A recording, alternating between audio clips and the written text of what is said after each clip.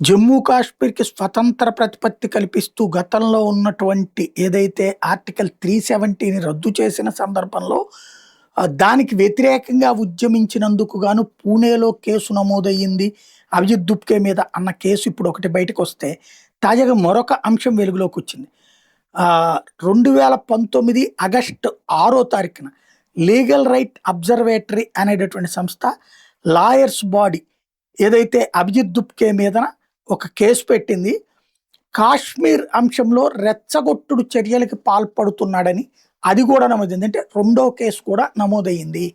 కాశ్మీర్ విషయంలో కాశ్మీర్ అనుకూలురని, అంటే దేశం విడిపోవాలి, కాశ్మీర్ ఒక దేశంగా ఉండాలని కోరుకునే వాళ్ళతో కలిసి యాజిటేషన్ చేయటం, ఏదైతే కాశ్మీర్ భారత్లో అంతర్భాగం కావడాన్ని వ్యతిరేకించినటువంటి వాడితను, అలాగా కాశ్మీర్‌కి సంబంధించినటువంటి స్వయం ప్రతిపత్తి కోరుతూ ఉద్యమించిన వాడు ఇతను అన్నటువంటి విషయం తాజాగా వెలుగులోకి వస్తున్నాయి అన్నమాట.